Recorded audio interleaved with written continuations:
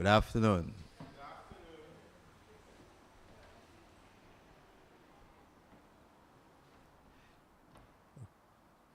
The first slide on the screen was not supposed to be up at this time because I had something else to introduce the session. But since it is there, because I wanted to know what's your impression? What do you say a play is? I wanted you to say that to me before we begin. But seeing that we have already given the definition of a play, I think we should just go straight into the session. And so the first question is already answered. A play is a form of literature written by a playwright. And with playwright, it doesn't necessarily mean to be Shakespeare or any of the greats. Could be you, could be any one of you here this evening. And I'm saying so because you can write a play. And I hope after this exercise, you will write a play. I want to say to you, when you write the play, you can also send it to me and I'll have a look at it for you. And I don't give away marks. So if it were 2%, I will tell you it's 2%. But what you have to do is to go back to the drawing board and work again to get something beyond the 2. And move it up to the 60s and the 70s and the 80s and the 90s, and I'll say, excellent piece of work. So a play is a form of literature written by a playwright, usually consisting of dialogue between characters, intended for theatrical performance rather than just reading. If you're going to write a play and it's going to stay on the bookshelf, do write it. If you write a play, get a few young people who are interested and waiting for somebody to say, I want to play a part, and work the play with them. You're not going to be a professional at the beginning. There'll be room for error. And after you have written the play and you start to work it with some people, you yourself will be able to identify some things that you would want to include. It happens to all playwrights. Even whilst you're rehearsing, you say, okay, change that line. Put this line instead. You only do that when you reach the stage that you're ready to publish the play. And that's after you have done it several times and you have seen the results, then you agree that that is it. So don't be afraid to make mistakes and don't be afraid to say, well, because I've written it already and others have read it, I cannot change. You can make adjustment when you come to the rehearsals. And that is very instructed, that it is intended for theatrical performance rather than from reading. So don't write a play and put it aside. We're going to use whatever you do to have a performance. And if you have to come to New Dimension Theater to do it, I open the door to you. Okay? That's one promise I'm making to you. If you have to write the play and you want to use my group as the body to stage it, come. And your play will get onto the market. Okay? Right, the most important thing here is to remember that the play is intended for performance, to experience by an audience. So you're writing, and in writing, you know, when you're writing, you know, well, that I want people to feel sorry for that person. So the way in which you put the person in a corner and you start having somebody saying things at that person will make the audience feel that way. Yeah?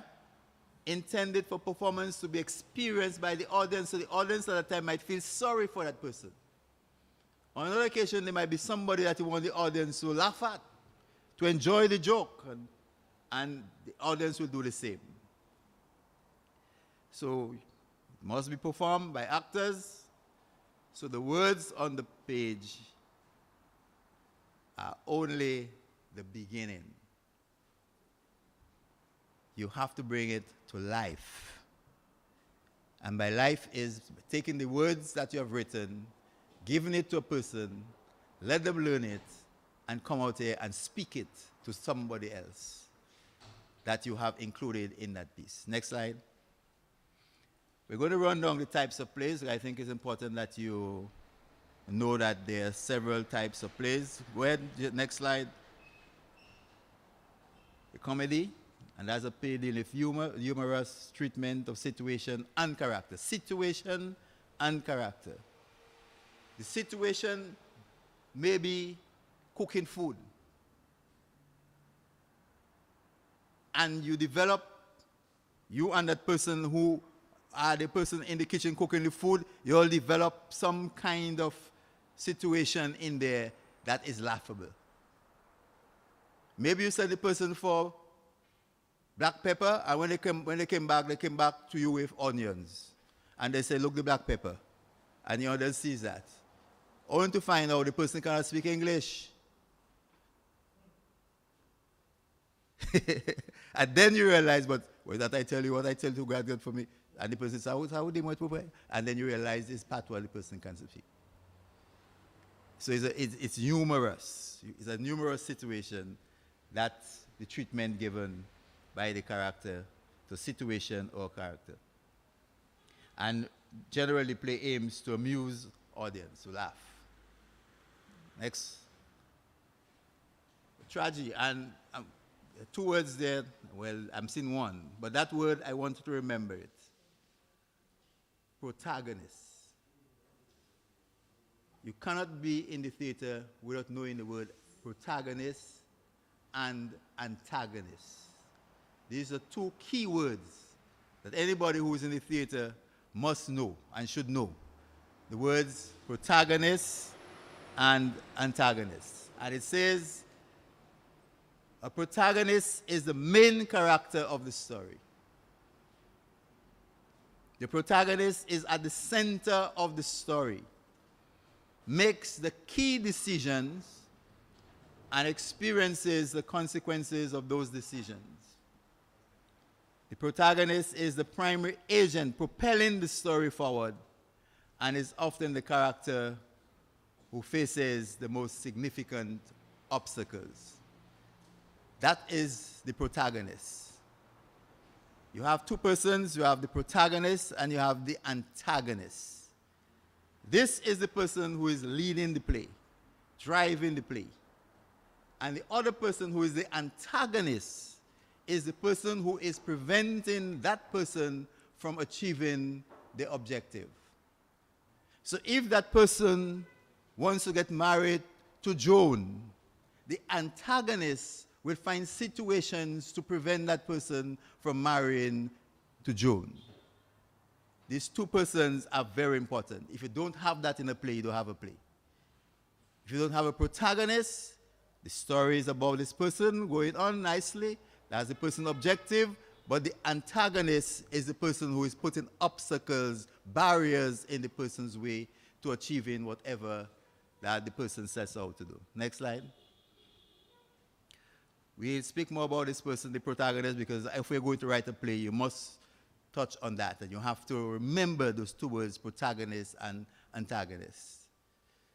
Melodrama is a type of romantic play with extravagant emotions and usually a happy ending. Two persons in love, blah, blah, blah, blah, blah, blah, blah. They fly up, blah, blah, blah. They go to America, they come back, they're Dominica, and they come back and they buy a house because they won a lottery in the States, blah, blah, blah, blah. A happy ending.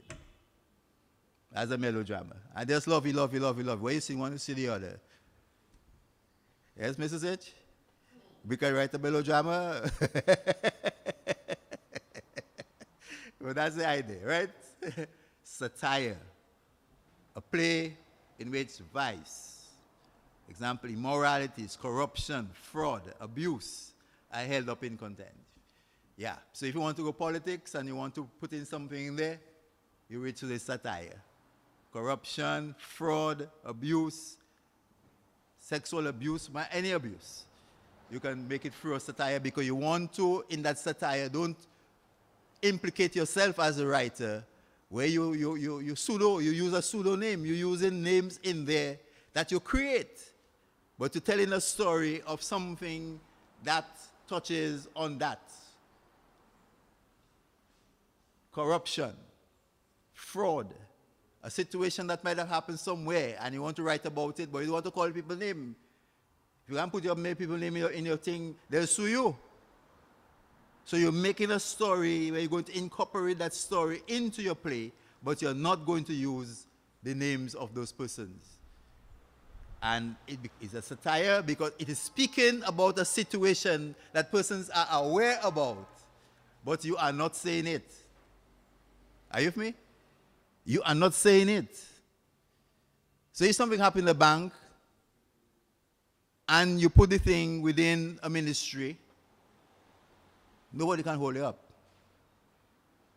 Because your thing happened in the bank, but I talking about the ministry, or I talking about the church, the choir. Are you with me? That is a satire. Fantasy, a play dealing with unrealistic, strange, imaginary characters. You know the Charlie Chaplin type of things? You see a fellow, and just disappear. That's the kind of a fantasy stuff. We do much of that, but children's play are usually illusions and unrealistic. So they still do that for children, where you see those exaggerated kinds of things, and things are disappearing and coming back in different form, walking all kind of funny ways, those kinds of things. That's a fantasy. And a farce is a broad, exaggerated comedy. That's a farce. So these are the type of plays. And my friends, you can write any of these. A little more reading, and then you're nice to go. But you see, you understand basically what you're writing, and you can in fact do that.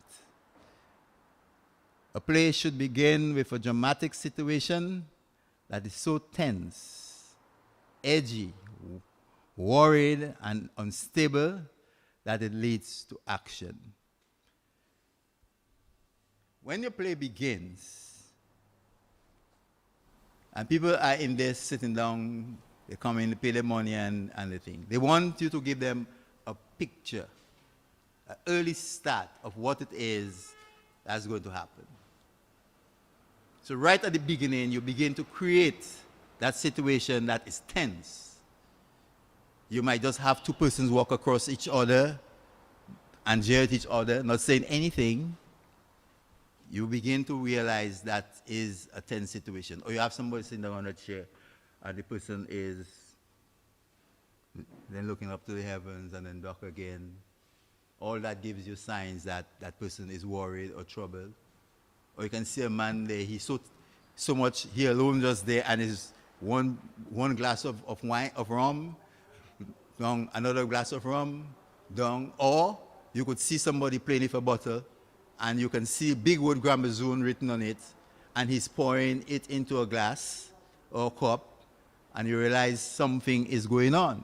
That is it. It begins with a dramatic situation that is so tense, edgy, worried, unstable, that it leads to action. Now, he is doing that there, and maybe you see him put things, he mixes stuff, puts it aside, and he's saying a prayer. And just as he's finished the prayer, he grabs the thing. As he grabs it, somebody walks in or comes into the house, just before he puts it to his head and stops him. Now that takes up and that takes your story now, and you start moving on. So you realize this man has a problem, he's a risk, he's a threat to society, to the whole family, and then they need to watch him. And then the play carries on with whoever is looking at him, they put somebody in to look at him, all his moves and so forth. Then he tries something to get away from them, he goes somewhere else, then they catch him, and then he come back. They still have the person looking at him. Somebody forget or had to go and do something outside, leave him inside because he was resting, sleeping, where he was playing, sleeping, that he was sleeping. You getting me? So his story building up there all the time. Now he was playing, sleeping, and you leave him alone. And he goes back for that thing. But when he went back for the thing, you had taken it out from where he has it in the corner there. So all those things happens. You understand? It's you making those things. And that is where that comes in. The action is either progressing, delay, or reserve in events. And you see, A boring play is one where you just have people talking, but people have to be doing things. And I just outlined to you a series of things that we could do with a man who wanted to commit suicide. And he himself playing the game with you because he wants his time alone. But he did not know that you had already cleared out all the substances that you had somewhere in a cupboard or somewhere there. He didn't know that. So when he went there, he got the shock of his life. So his plan changed, and now he has to look for something different. That, again, is part of the whole process. But that is important. The action and it's a stage, a play is meant to be staged. Something you do on a stage. Action either progresses, delay, or reverses the event. Either way, it presents a new situation that is often less stable than the first. Good? Coming down, I just gave him some background. How to write a stage play. Writing a play comes with its own challenges. And I'm not going to tell you no. It does. You have to think of the setting. That's the first word I'm introducing you to. Jill, you might make some scripts. I see nobody taking notes. Oh, somebody taking notes. I'm introducing some words that are important. You have to think of the setting. And the setting is, where is that play going to take place? Is it going to take place in a classroom, in the church, in the high court, in your drawing room, your house? You have to have that in your head.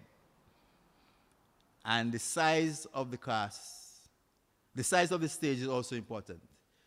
You might write a play and the stage just cannot accommodate it. Too small, or the way it is shaped, you cannot do the play there. Cannot. And so I've been in those situations where written a play, when we come to do it, I had to change it around, you know. Change it around for it to work. But when you do that, when you have to have good actors with you who will know that you're going out on the right side. No, this time we're going out on the left. You don't understand? This guy's a situation. But you have to think about it when you're writing, because we should know by now what type of stage we have in Dominica. So when you're writing, write with that in mind. Yeah? Although it hinders you as a writer. But sometimes you have to think outside of the box. What may seem impossible becomes very possible. So I'm not saying that every time you write that you have to think of where you're going to stage it. Sometimes you just say, I want to write that story, I'm going to write that play. And you write the play, and when you have finished it, then you start looking at the possibilities. How am I going to get that stage at Arawak? That's happened to me. We have done that several times. I just forget about Arawak and I write the play. And when I go there, I say, okay, you see that? We're going to do that like that. We'll put that there. We'll put this here. Do that here and create that kind of a situation. Yeah? That's where your creativity comes into play. So what I'm saying to you is be mindful of your setting, but don't allow your setting to limit you. Don't allow it to limit you. We have taken a play from Arawak and go to Marigot and Grand Bay and those places, and when we reach the complete setting, reset again. You know? If the exit was on the left, all the exit now on the right. You know, and your actors, if they're averse in the field, they would understand that instead of now we have a new space, I cannot go to the left, now my exit on the right. Some does forget, trust me. Some will forget and some will do that. But you as a writer, you should not make that limit your scope as a writer. You should not. Work around it and then try to see how you can get it within the existing place. So go back. So as I say, keep an open mind when writing, but remember to be practical. That's important. Much of the staging will be up to the director and set designer. But if there are certain things that are required, such as a door that opens and closes, or a table, make sure you include that in your description. And that last part is very important. Because when you're writing, you're visualizing the play. And that's why you're writing it. You have to put in pertinent instructions for whoever is acting in that play. Okay? And that is what I'm saying here. Don't leave it out. Because you know, in your, when you design the set, you have a door left. But Mary is in the drawing room. Her room is not left but right. When she's going out, when she's going to a room, you have to indicate to her to go to stage left. Go to your room at stage left. So she knows that. If she's going out, you tell her, go through the front door at stage right. You getting me? Those instructions are very important so that persons don't come mixed up. When you expect a person to go to their room, you see them going out to the door. It has happened there. I've seen it happen already. And it's because we changed the stage from left to right, because when we went to the country, we had to, now instead of moving, exiting stage right, we exited stage left. And luckily, somebody from outside, one of the actors, come push him back inside and say, Gasta, don't pass in my bedroom. Where you going to my bedroom? And brought him back on stage. Look my front door over there. You understand? So those things happen. But it's practice that will make perfect, and those things do happen. But you as a writer, you have to put it in there. Those instructions are very important for whoever takes your play to direct it. Because you have something in your head, but I can't tell what is in your head unless you put it on paper. So if I take your script and I'm going to direct it, the instructions in there have to be clear. And the actors have to know exactly what you expect of them at every time. Every opportunity they're on the stage. Every time they're on the stage, what is expected of them. If they have to go to the kitchen, you indicate, goes to the kitchen at stage right. Goes to the kitchen at stage left, wherever the stage is. You indicate that. Okay. So write your stage direction so that they can easily be seen and clearly. Use of body language over facial expressions to show how your character is feeling. Instructions, again, you need to write that. You don't leave it entirely to the actor to decide how he's going to play the moment. Use your body language over facial expression to show how the character is feeling. So the person is surprised at something, and the person says, look at you. It's different when you move, how you move, because they see a reaction from you than just there and just you indicate what you want the person to do as the writer, because you are experiencing the play as you're writing it. And the feelings that you want to see from the actor, you have to tell the person that. You want them to be sad, you want them to be sorrow, you want that person to be there on concern. You need to put in those things there as instructions. When the person is reading the play, they see all those things there. And to show how your character is feeling, your audience will read it better than a facial expression anyway. Body language is very important. Your body language is very important. It speaks sometimes more than even your words that you use or your facial expression. The way that you phrase your character sentences should show the reader of your stage play exactly what your character is thinking, feeling. The actor will then be able to easily translate this on stage using the tone of the voice to emphasize the dialogue. Very important. Again, you need to put those things in. If you want the person to be vexed, angry, you need to put in those words there for the person so they know exactly when they come to that point, you say it angrily. You know, those kinds of things. You say it lovingly. You say that with a passion of regret. Those kinds of things. So those words are better than you tell a person, don't smile, and those kind of things. You know, you put in the exact mood that you really want the person to think. So again, when you're writing a play, you need to think of the characters carefully. you have already visualized the story. We spoke about a protagonist and antagonist. There has to be a protagonist. There has to be an antagonist. You want to achieve something, the antagonist is going to block you from or prevent you from achieving that thing. And you're going through a series of experiences with the other characters that you bring in. You need to know why you're bringing in this man, why they're bringing in this woman.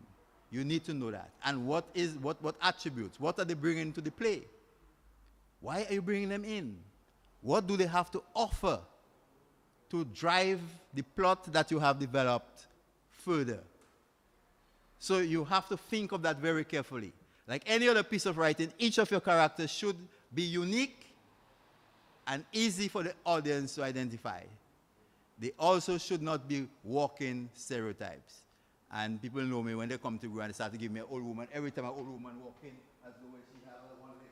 I say no. I want to see a different type of a woman. And don't believe that because a person is 60 or 70 that they have to be walking like that. If you look around and walk, and you have to appreciate people when you see them.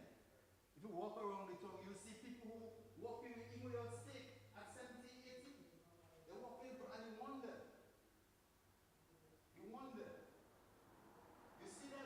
So why do you think an old person always have to be? No, if that's the character you want, because the person got a stroke already, you want the audience to know that, so when she dies of a stroke, are you with me? It makes sense.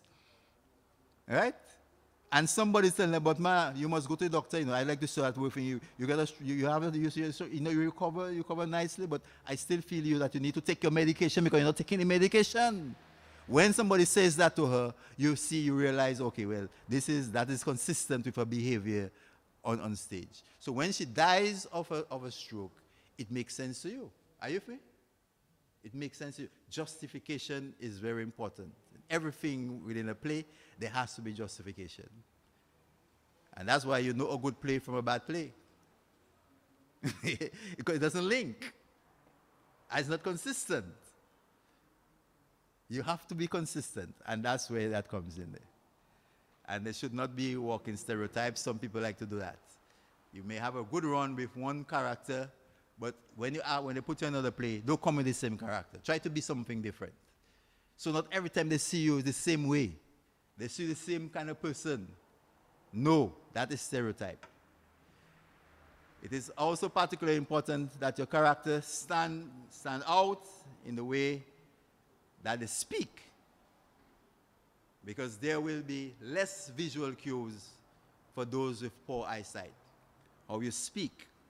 And again, a good actor, actress should practice speaking different ways. I have cell phones now that you can record yourself, you can hear your voice, how you say certain things. You use that. And monitor and try to see how you can change your intonation at different times and speak differently without somebody saying, but how is he talking? So, or you're slipping in and out of that voice so often that they're saying, she loses a character.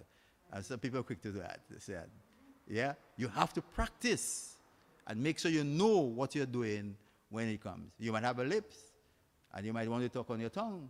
All those things are impossible. But don't start talking on your tongue, and then 5 minutes after, when they hear you, you have no lips again. You know what I mean? You have to be consistent. That's what is coming down there. The way your characters speak can tell your audience a variety of things, including the class, educational level, and therefore important to get it right. 2 keywords there. Again, your education level is very important. Every person who comes on the stage has an educational background. And a very astute director and astute writer will always recognize that. When you are building the characters, you don't give a person a big word when you know that person is a get to us. No, you leave that for when Professor Swan comes visit your home. His language is out of the world. And you recognize that by his presence. But when you start to give that little person there, that fighting down there, that big word to use, you know that there's a mismatch. So that is why, again, you have to think of your characters. You have to work them out in the manner that you'd want them to portray the part for you on stage. Go ahead. If you choose real life characters based on people you know, or through research, they will actually write part of the play for you. Again, like me, I'm very interested in people. When I'm walking in the street, I look at people, how they walk in, how they talk in, all those things. You have to be interested in that. When somebody having a conversation, you know how the person mannerisms, how the person put his hand or hands. Those things help you as a writer. Yes? That is what is coming up there. And if it helps you as a character, you, as a writer, when you see that person, you say, but that's a nice character, that's a nice character for a person. And then you can write a play where you incorporate that type of person into the play. You getting me? Yeah. You don't use the person's name, you're writing the story about the person, but just the mannerism, the style of the person, and beautiful mannerisms and styles. You see it. When you go somewhere, some places, the way the person greets you, the person speaks to you, the way the person moves his or her body when they're speaking to you, all that should intrigue you. If it's not intriguing you, or has not intrigued you as yet, let it start today to intrigue you. And you'll see several things that when you come to do your play, that can be incorporated in it. If not, go through, they will actually write the part for you. They say, if not, you have to create the character you require to move the plot forward. You must be clear with your character analysis.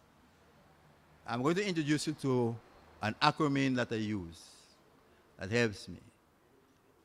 It's called PIMS, P-I-M-P-S. PIMS. Not the PIMS that we talk about in life about people, but PIMS. Every one of us have a physical attribute, or a physical being. You might need a fat person at a time, you might need a very slim person, a tall person, as the case may be. You need to look at that. So that's your first P. All of us went to school somewhere at some time, and we left at a certain level. Your character is one of them. You have to know which school the person went to and which class the person left. If the person is a university graduate, when they come to write his parts for him, you have to be mindful of that. If that person left school in grade 1 or grade 2 because of her mother, his or her mother could not afford, because that's what you want, and his language is what it is, you have to mention that. So the P, the I, the M. All of us have a belief system. There are certain things we believe in and certain things we don't believe in. You have to find out, again, what it is that this person believes in. That's the M, P-I-M, which is your moral stance. Do you believe in certain things? And what do you believe in? Yes?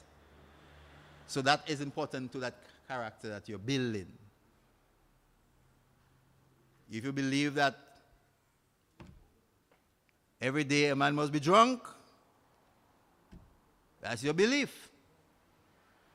If you believe that man must not go to church, that's his belief. Now you may want to use that in the play because you have worked that out nicely.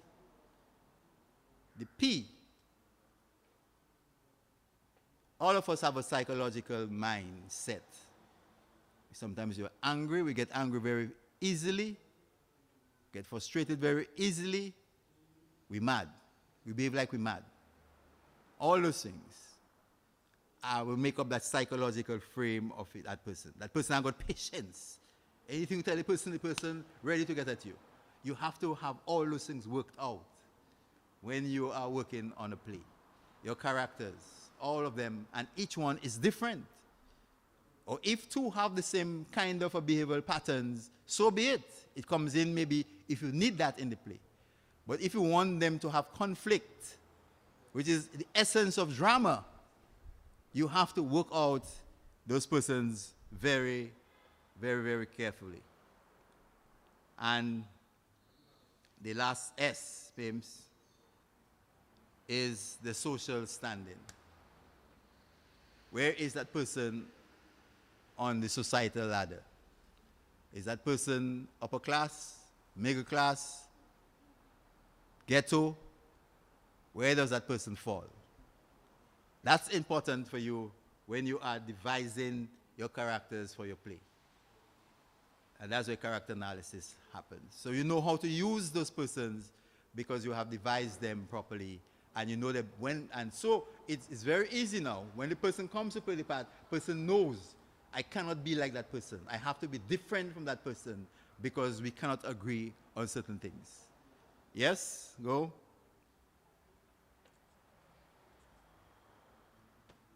Very important. The plot. You have to create a very interesting plot. If you don't have a plot, you don't have a play.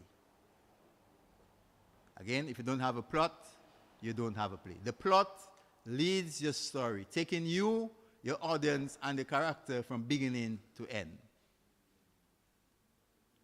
The order of events occurring in a play makes it plot. How things happen within the play makes your plot. So a plot is a sequence of events in a story or drama. The plot, and there are several elements that are common to all plots. The introduction, we spoke about that already. The exposition, that is when you are introducing the characters, giving us some background about them so we know who is who, those kinds of things. It's the beginning of the story where the characters and the conflict are introduced. The plot enables the story to advance the conflict and bring the protagonist and the antagonist to the climax. The protagonist is the good person, but the antagonist is the one putting the barriers in the protagonist's way. The protagonist may love a girl and wants to marry that girl. The antagonist is the protagonist's mother who doesn't like this girl. Are you with me? And she's putting barriers in her way to prevent her son from marrying that person. At this point, a decision has to be made, and the action has to be taken to bring the situation to a conclusion. It boils up, it boils up, it boils up, until there's a climax, where a decision has to be made. Is he going to disobey his mother, or he's going to obey his mother? But so you plot it nicely in that respect. Let's go next. I mentioned it. The climax is the highest point of the story, where the character faces a decision or event that will resolve the conflict in one way or the other. Are you with me? Are you with me? Don't forget that. The protagonist, the story is about the protagonist. The antagonist is the one who is trying to prevent the person from achieving what they want to achieve. And the antagonist is putting barriers and blocks in the way of the protagonist. So they can do anything, by even lying. Get people to come and even lie to the son about the person that he wants to marry. And the protagonist insists, whatever you say, ma, is passing one ear and come out from the other. And the mother says to him, if you marry her, I don't come to your wedding. He says, so what? I'm going ahead. And he goes and he marries the girl. You get it? Play ends. And simple story is that. The protagonist and the antagonist. The protagonist is blocking the way of the protagonist, putting obstacles in the way. And the protagonist is consistent in what he or she wants to achieve, and they're moving towards that. The climax is where a decision has to be made. His mother may have put an option to him, and he has to decide either me or the girl. And if she have a purse of him, and she say, if you go that way, you're not getting the money that I have for you. And he says, come with me, I am going to marry this girl. Blah, blah, blah. He puts her aside and he goes to marry the girl. The play ends. Are you with me? So that's where the protagonist and the antagonist. So if you have a play without a protagonist and an antagonist, you don't have one. And look, I give you some examples. Simple plots. And as I put some there to guide you. A person sees a villain doing something bad to an innocent bystander. This is a problem, dilemma, or conflict for the person. Simple as that. That's a simple plot. He or she tries to stop the villain, the bad guy, but the villain seems to escape. This is a point of tension because of the possibility of failure. That's another plot. Good? Too far? There's only two? Huh? All right. After the last plot? Okay.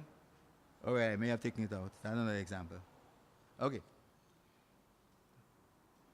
While stories seem limitless, most plots falls in these categories. Okay, so I'll give you something different there. Right? Your plot, and you can think of these that are listed there. Adventure, a person goes to a new place. Read it for me. I'm not saying too clear for me. Adventure, a person goes to new places, tries new things, and faces myriad obstacles. That's adventure. Your plot can be an adventure. Your plot can be a change. Listen to this. A person undergoes a dramatic transformation. Right. That's it. A person was drinking rum, blah, blah, blah, blah, blah, blah, blah. He goes through a series of situations, blah, blah, blah, blah, blah.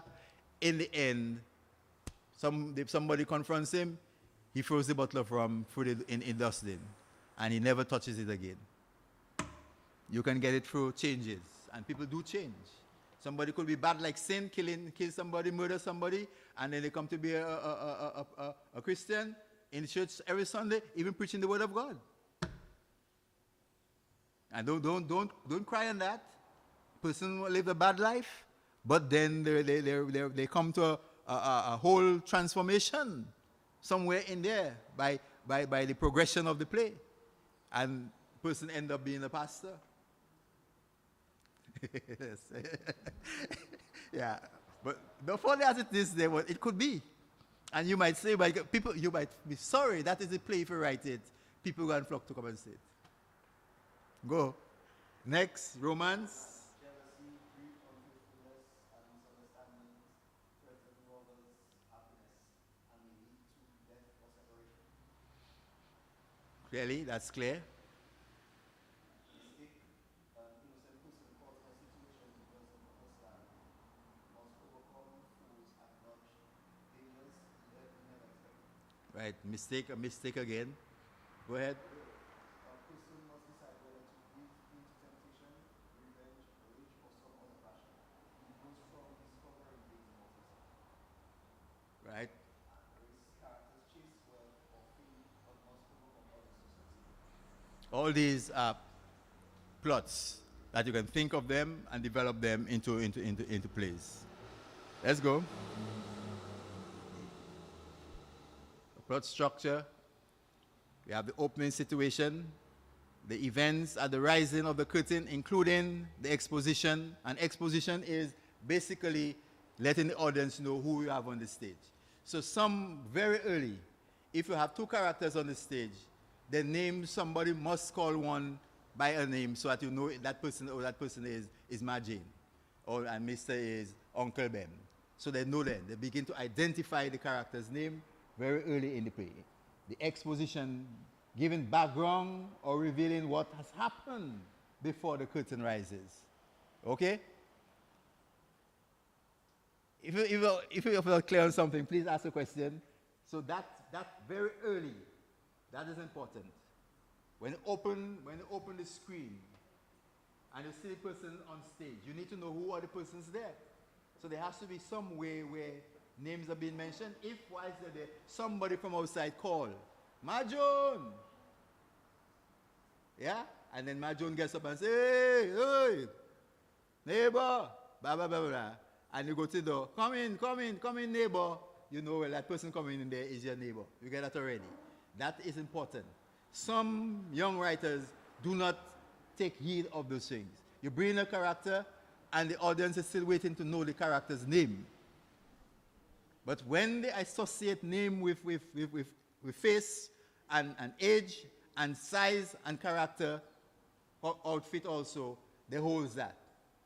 So it's very important that you introduce very early that coming as an opening situation. As you open the curtain, first thing the audience need to know is who are the persons on stage, and even what is the relationship. And you have to do that through dialogue. Go ahead.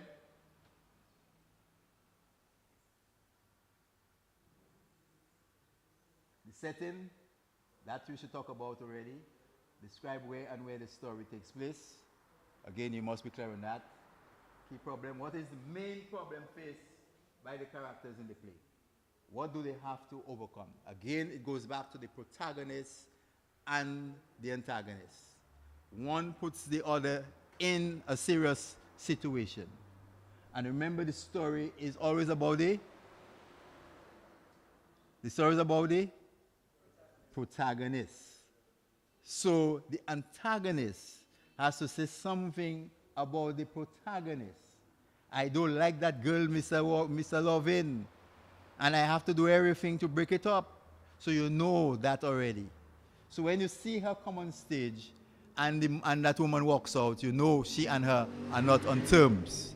And you're going to monitor that kind of a relationship through the play as it goes. Key problem, what is the main problem faced by the characters in the play? What do they have to overcome? So this protagonist has to overcome the fact that his mother doesn't like the girl that he's going to get married to. And what he's going to do? He's going to leave her? Or he's going to go to the end with her. That kind of situation.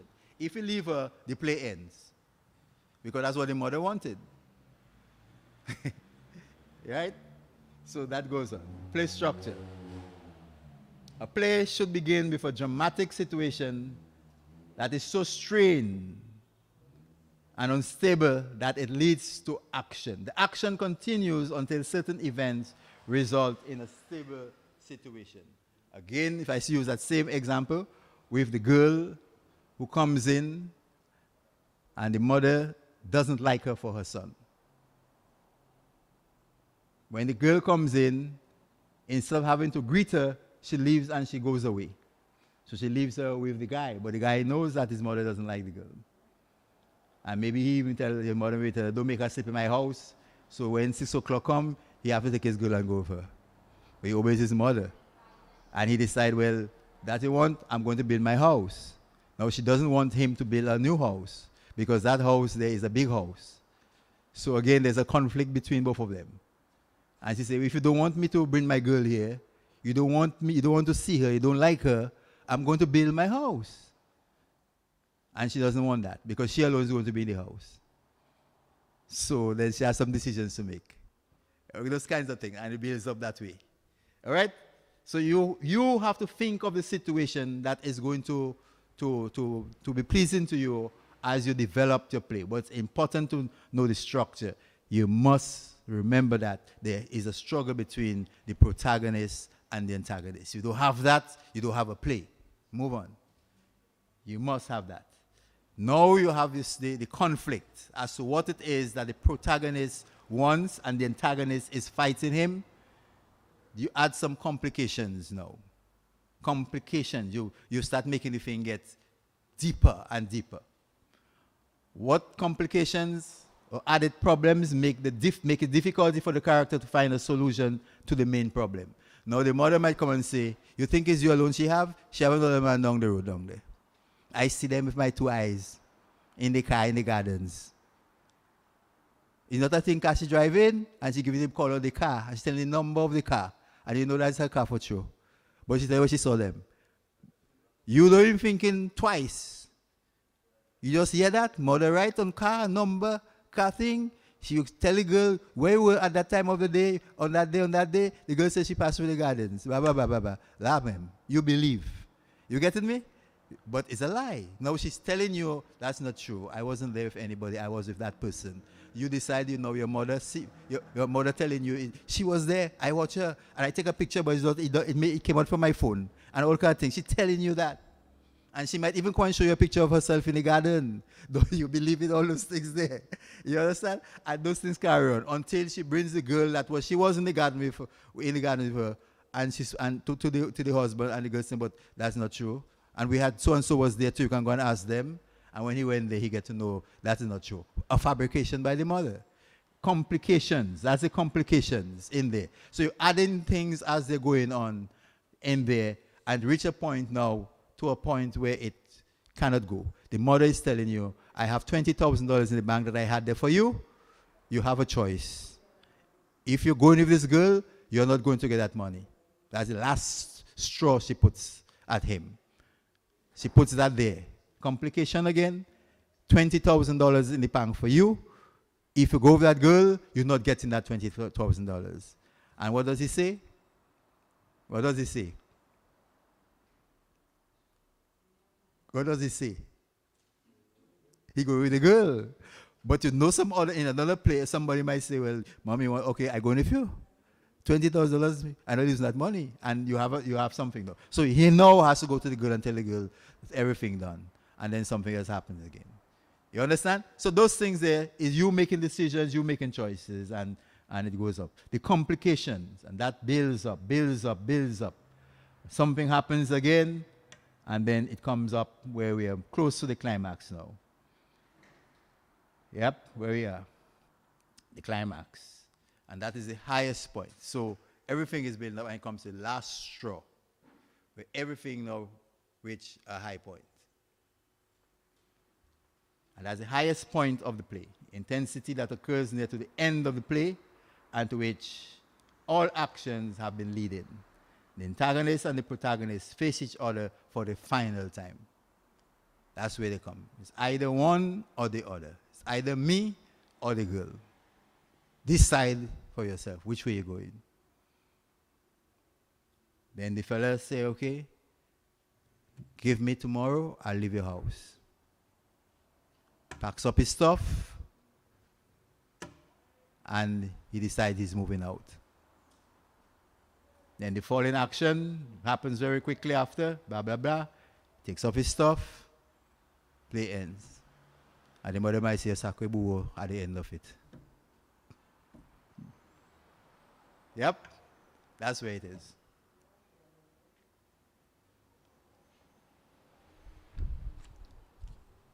The solution basically is how the character finally solve the problem and bring the play to the end. And to bring the play to the end, and that's the highest point of the play. Because people are looking to see there's a decision to be made, and who is going to make the decision and in what direction. And then after that, it's simple. You close up, you don't have any long thing. As long as the decision is made, they realize, well, you're going to marry the girl, that's it. And maybe that's the day when he was supposed to go and get married. She put that before him. You see, he walks out the house with his jacket and tie. Ma, you're coming? And he says, and then she walks out. He walks out to the church. You know he's going to get married to the girl. And he leave her on her chair, sit down like Canada. Play ends that way. And you decide how you end in the play. If it's at that point or wherever. Right? And then the message, what is the message, if any? And I'm saying to you, there should be a message. Right? What does the play have to say about life to the audience? There must be something. You have to speak to the audience in some way. And in a case like that with the mother, you have to speak to them. You must have something to say. But you don't have to add any more big long line or like a preaching. Because after the climax, people get to see what happens there. They're ready to move out. So the rest of the little things that happen after that speaks to the audience. Because you build it up so nicely in the plot previously to that point. Because you got to know everything about the boy, you got to know everything about the girl, you got to know that when she come and told him that she saw the girl somewhere, is a fabrication of lies that she was building up, that she just don't like the girl. So all that build up already. So you come after your climax, bam, you end as quickly as possible. Yep. I put a little activity there, but you can ask some questions if you have any. Yeah. I was taking notes as we were going on. In case of satire, is there any point where you draw a line? Is there any point where you go too far?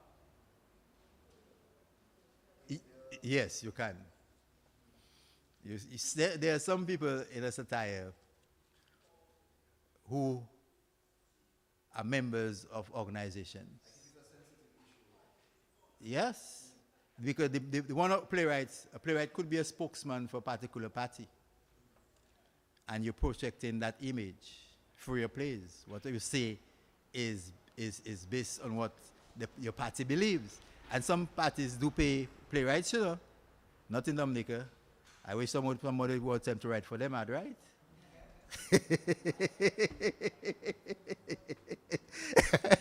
And right, but in Jamaica, those places they do that. Yeah, you pay me and I write a play for you that highlights your or speaks about your things that you have achieved or whatever you want me to do. Yeah, it does happen. Is the protagonist always successful?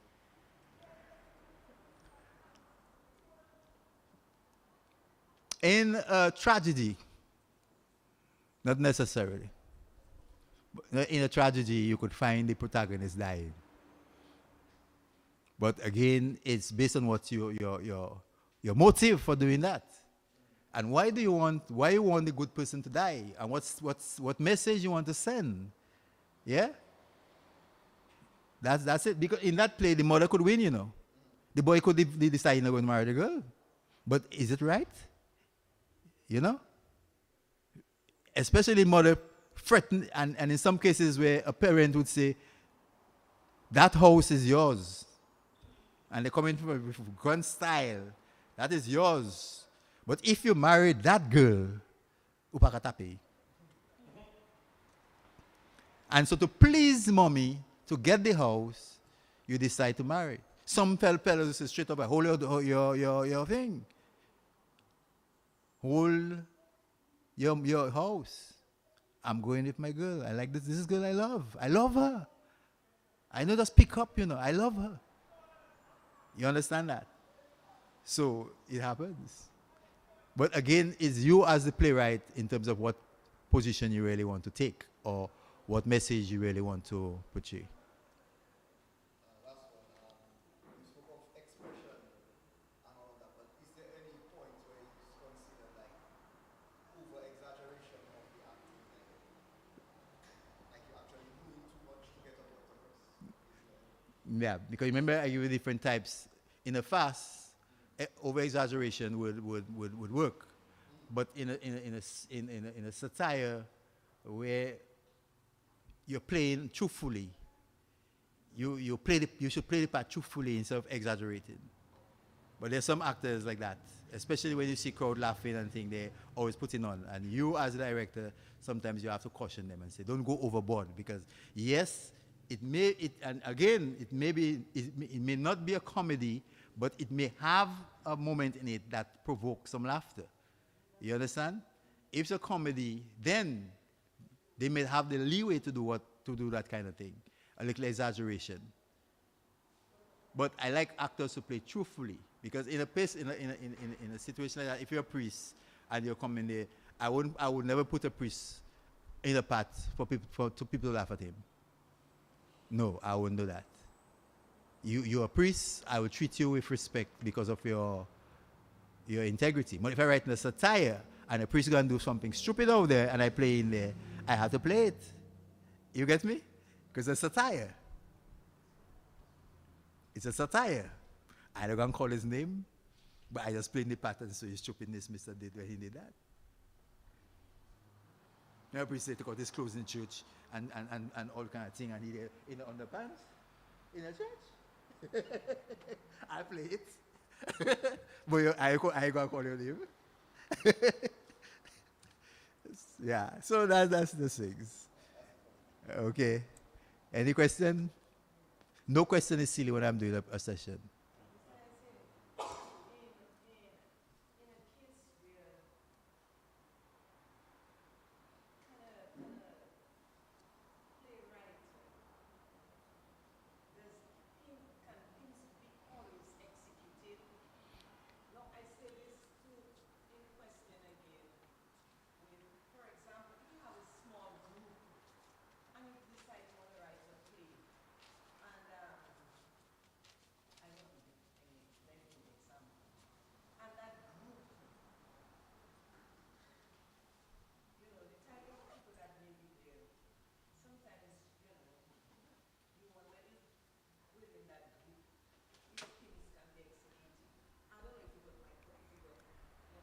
Yeah, PIMS has to be executed in every play, no matter the level of the play. People, you're dealing with people. You're having people on stage. Every person has a character, and that person's behavioral patterns is there. It must be in the play. It must be. So the PIMS just give it is just clarity in terms of the physical build of that person. So when you come as a director to choose somebody, if you need a big person to play a part, you're not going to take a tiny girl to play that part because you know it doesn't fit the character, because the person has to stand in the doorway to block somebody coming in. You need somebody that can stand there to block the person. But if you have a little person, you can put the person there. The big person will just move that person and push the person in. You know that you want, but you don't want that. No, if you want that, you have to know. If you're choosing a character, you have to choose somebody who's very tiny, and you're not going to put a big person there. So your physical attributes, when you're reading the play, if it's not your play, if you're writing the play, you'll know exactly who you want to play that part. Yeah? It's just like, for instance, you have a musical, and you're going to have calypsos and so forth. You're going to look for somebody that you know sings like that. Like how you want that person to sing the part for you in the play. You go and you find out somebody. You're not going to bring somebody. If you can't get, then you have to train somebody to be like that person. But you must think of your characters before you even start blocking your play or when you casting your play. You have to know. No question is devil advocate. Every question is important.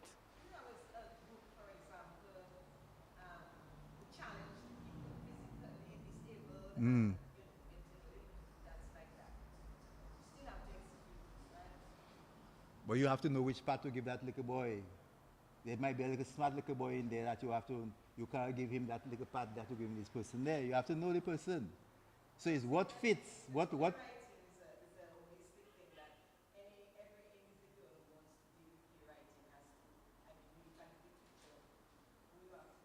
Yeah, but no, it's not a silly question. But you see, the play that you're choosing for them has to be suitable for them. Right? Has to be suitable for them so that you can now use who you want in there because you know the kids in there.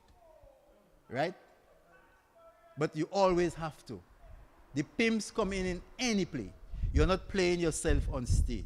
Remember that.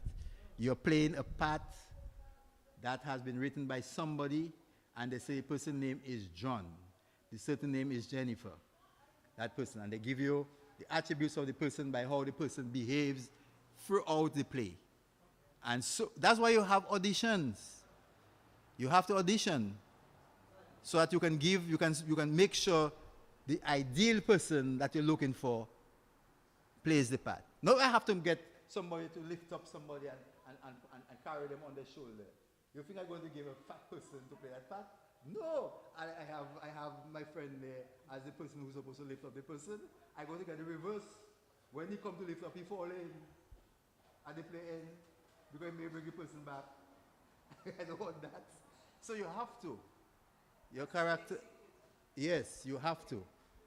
And that's, and you know, it may seem simple, but you have to know what you want. You have to know who you want and what you want. I wanted this young lady at the back there to play a dance for me at one of my plays. She never take me on. I changed the part. I hope the next time I ask her, she'll come. Because she had to, I know when I do dancing, I know, she and Adi, but Adi in Granby. So you have to think of that very carefully, my friends. Write one, so you have everything given there. Try one and let me have it, guys. If you do that, I'll give you something. But remember, you have two key persons, a protagonist and your antagonist. And you have the progression as to what to look for to move up to the climax. Very important. Since you understand that, you're ready to go. Thank you very much. I do appreciate it. What's that? From people who are following on Facebook. They have what? Question? We have, yeah, from people who are following the session. So they hearing you? They hearing me? Yeah. You serious now? So how are we going to answer the question? So we're going to answer the question. I'm going to answer the questions for them. So they're going to... Great, the information you're giving is great. But how do you suggest a writer deal with details and backstory without dragging a scene or making it boring, without making the play boring? Simple, don't write too much. Keep the interest there. Don't write too much. Again, there are several beats, and I didn't introduce you to the beats, but whenever a discussion changes, the beat changes. Okay? We could be talking very nicely, like we are speaking there. But you say something to me that you're going to walk out from this building. Okay? And that ends that beat. And we begin to talk. You can go, I don't care. That was my response to you. The way we are talking nicely and the way I speak to you at the end changes my mood. So every time my mood changes in a conversation, it's a change of beat. Or the conversation changes, the beat changes. And you have to be able to identify the beats when you're studying your lines. So you know up to that point, you are vexed. When that person says that, it changes your mood. So your next set of lines might be a different tone because you're no longer vexed. And that's, yeah. Does the writer always provide the character analysis, or is some of that left to the actor? The playwright, by virtue that he's writing the play, indicates what the character likes, dislikes, and gives you some information in there as to what the character analysis should look like. Where it is not given, you add it in. But in the play, there's supposed to be some important clues there for you that you will tell you exactly the attributes of the person that you're playing and how you play that person. That question is from me. Yes. What would you consider as overacting? Because I saw there sometimes some people doing either, not just always you play a little monologue or something, as you know, we play these usually for pageants and things. So there's sometimes people say, oh, you're overacting, you thinking. What, as a playwright, what would you consider as overacting? I don't have problems with overacting. It could be a farce. And it allows for that extra thing, yeah? Because you're hiding people, you don't want to, incriminate anybody, so you overact and play it big.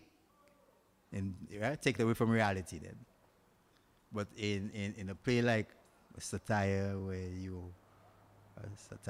you're playing a role truthfully, overacting could mess it up. Yeah. So it's better to play truthfully than putting on extra.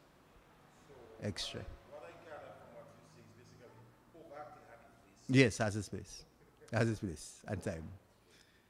And in some situations in real life, we are in a joyous situation and we decide to go over it, go over, do a little thing extra.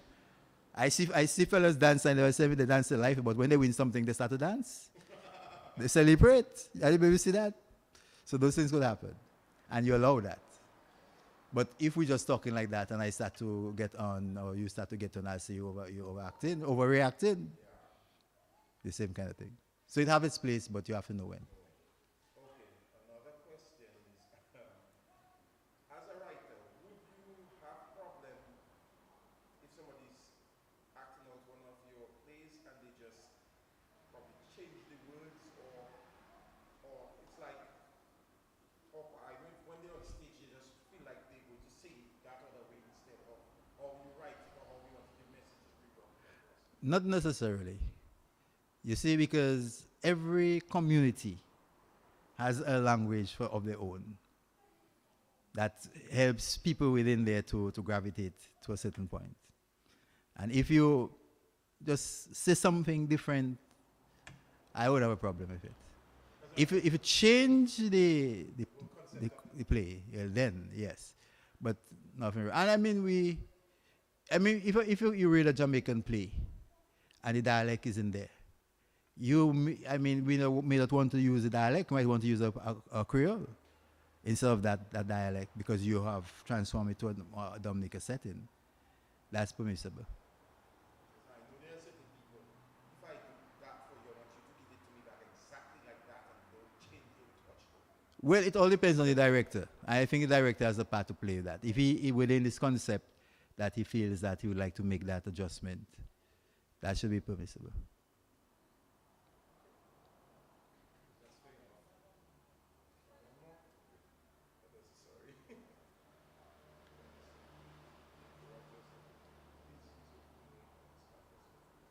Okay, somebody would like to know what is your opinion on the status of theater in Dominica today? Uh, well, COVID has played a part now. Because if COVID was not around, I would have done 3 plays to date. Seriously. And we still have a lot of room for improvement, and I would like to see more groups. And that's why I really accepted the invitation to be here this afternoon, because I want to play a part. I mean, as I say to the people who are here, if you write a play and bring it to me, I will spend time with you and build it up, because I believe we need more writers in Dominica. And as I said much earlier in an earlier interview some time ago, I like what is happening at Pierre Charles. They are actually doing visual and performing arts at Pierre Charles, and I wish to compliment the principal and the young lady who is working with the students up there for the work that they are doing. I would want to see more secondary schools engage students in theaters, because it's a subject offered by CXC, and I see no reason why they can't, you know. And if they ask me to do a workshop, I will do it, because I think I know the syllabus very well and can assist them in that respect. But really, I'm hoping that many more groups will use the Arawak when it is repaired, and we can have theater every week at Arawak. I would really like to see that happening. I suspect you might have to get some water. You have some questions to answer. Another question is, when can one of the viewers say, when can we expect another musical? Drum Voices was great. Tell them that I have another musical in the making. In the making, it's there. It has been written. It is now with the musician putting the tunes to the song. And that's coming from a singer. So Does she want to act? As the person probably want to act, waiting to play a part.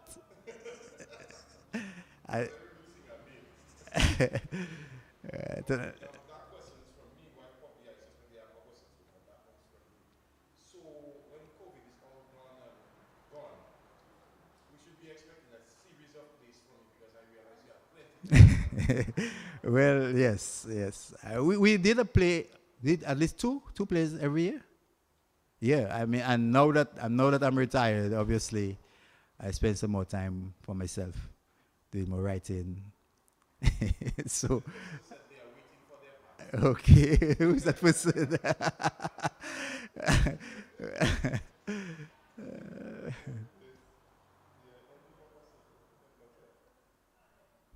But who's that person? Ah, tell Ian he there, man.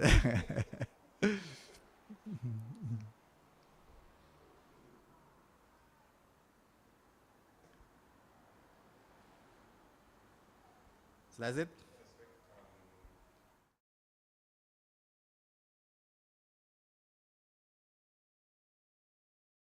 To paper, send something to me. Let me help you. I'll read your stuff and I'll give you constructive criticism and make you into a writer. I think you can be. Since you're here this afternoon, you can be. So try something. Okay? God bless.